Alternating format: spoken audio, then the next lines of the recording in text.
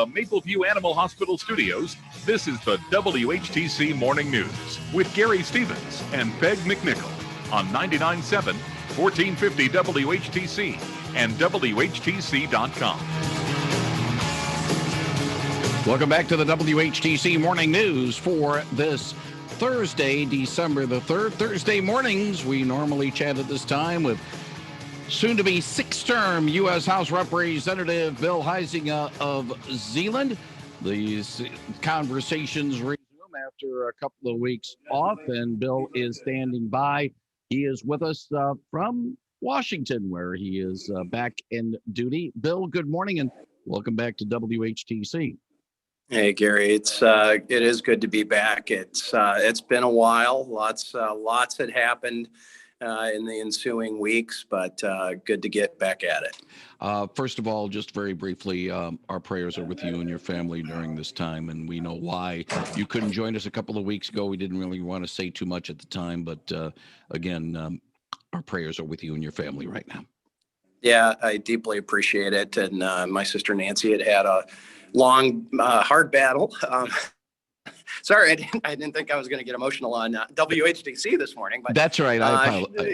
No, it's all right. But I love talking about her. She had just turned 50. She and my brother-in-law just celebrated their 25th wedding anniversary, and she got to see her oldest turn 20. And but she succumbed shortly after the election, and while I was had my COVID isolation, the election going on, and we weren't sure that she was going to make it even that long, and she ended up passing on that Thursday morning, the 12th. So, but I appreciate your condolences, and so many people have reached out and just have been wonderful and gracious, and we deeply appreciate it, and that means a lot to the whole family. I started with that because I want to put everything that we will talk about in perspective. And that's the important thing, because, family, to be honest with you, really does come first. Let's talk about some of the things why you are in Washington right now. A couple of days ago, we chatted with your colleague from St. Joseph, Fred Upton, part of the Problem Solvers Caucus, and he was among the U.S. senators that unveiled the $908 billion stimulus plan. Bipartisan plan. I don't know how much you've seen of it, whether or not it's something that's palatable or is something that could be passable in the 2+ weeks left of this congressional session before everybody goes home, and then we see the new Congress after the first of the year. Yeah, I have seen parts of it. Have not seen all of it, but often most of these packages have bits and pieces of other packages, and just as a quick reminder, I mean, the House has passed. Nancy Pelosi rammed through on a purely partisan basis a $3 trillion quote unquote HEROES Act, and that had absolutely no chance of seeing the light of day in the Senate or being signed into law, but they've kind of stuck to that until this point. The Senate has tried taking up a couple of bills, much smaller bills, and it's only in this environment where half $1 trillion is a small bill, but that's what they had been looking at. Here's one of my frustrations: is we're out here this week not dealing with the unspent PPP dollars and the Main Street Lending Program dollars. We're voting on legalizing marijuana. And I had some folks online saying, well, they just need to take up the House bill, and that's why they're doing this. It's like, well, all of this language was included in the House bill, the HEROES Act, previously, which was one of the reasons why I voted no on the HEROES Act. And so this whole argument that, well, the House has already done its job, it shouldn't have to go back and deal with the PPP situation, that Paycheck Protection Program, which has $138 billion allocated but unspent.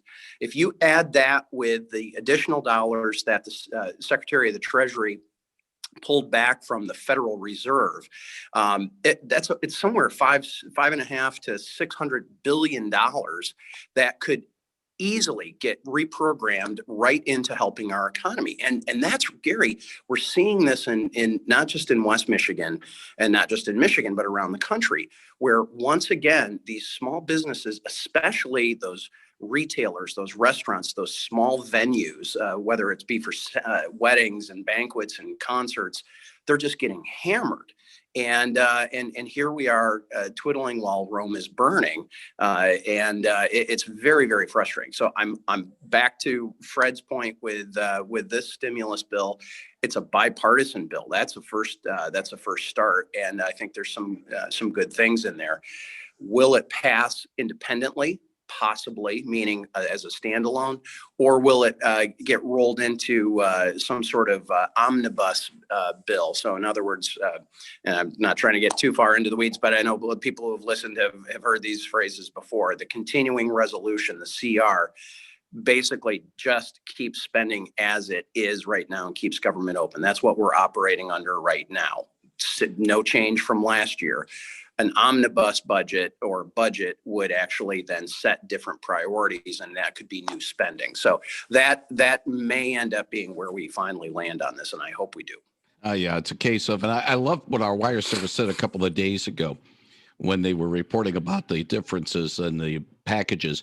The House, the Republicans want a more focused bill, while the Democrats want a more comprehensive package. That's a nice way of saying comprehensive. Oftentimes means everything. Everything under the Christmas tree. So it's getting narrowed down and more focused, which is what it needs to do. There is additional dollars in for unemployment, for example, and an extension of that. That I think is a good thing. Making sure that there's some sort of filter of where this money goes to those small businesses.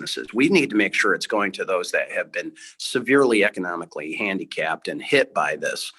Not those businesses that are doing okay or even doing what they had been in previous years.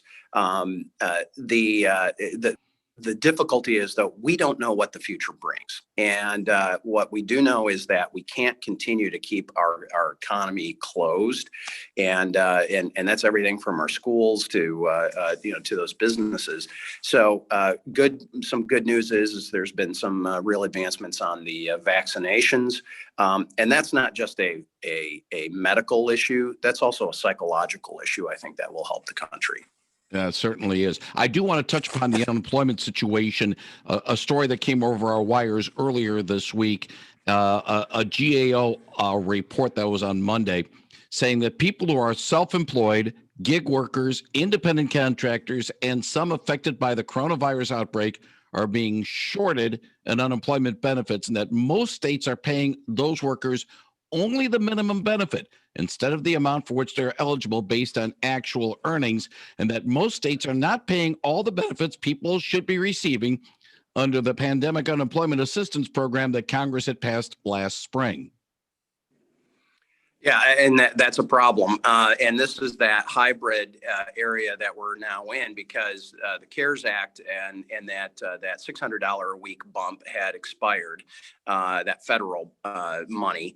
And so now there's this hybrid with the state throwing in some money. The Trump administration reprogrammed some of those dollars to get sent into it. But there's more discretion to the state level.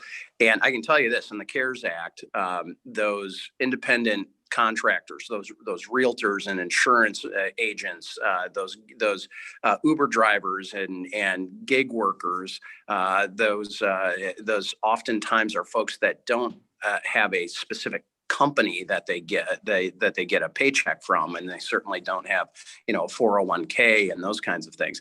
We've got to take care of them. That needs to be a part of this package, whatever that might look like, in my opinion, because those are the entrepreneurs that grow their businesses into larger employers.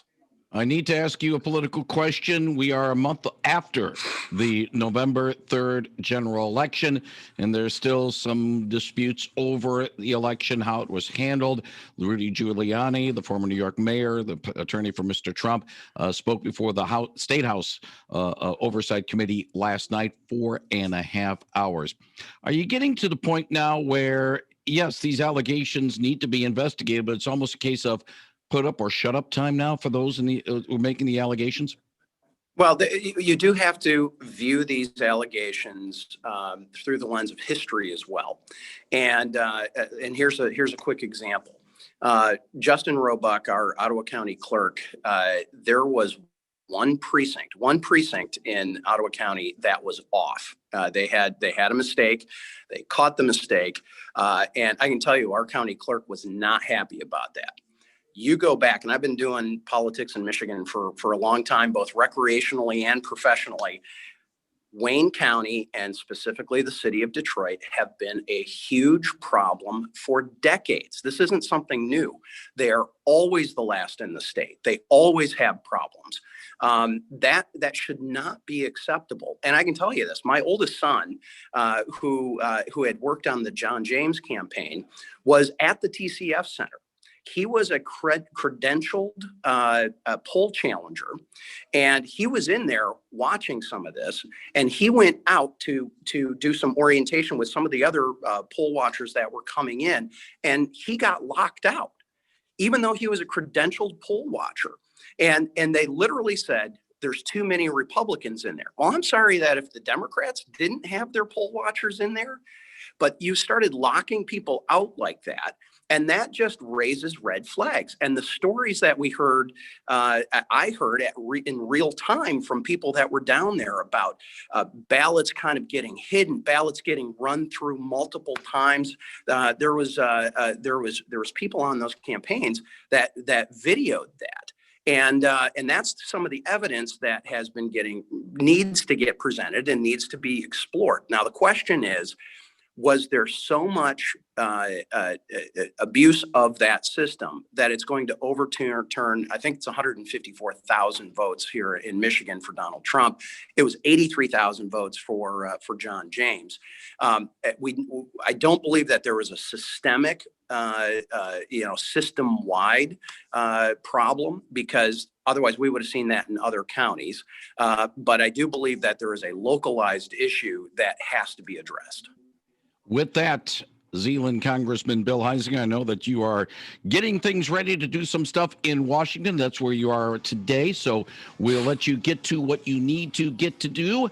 And we appreciate your thoughts on some of the issues of the day this morning. And we look forward to continuing our conversation next Thursday morning. Bill, thank you very much. Sounds good. Thanks, Gary. Appreciate it. Thank you very much. Bill Huizenga, the Zeeland Congressman, on Real News Now, 99.7 and 1450 WHTC.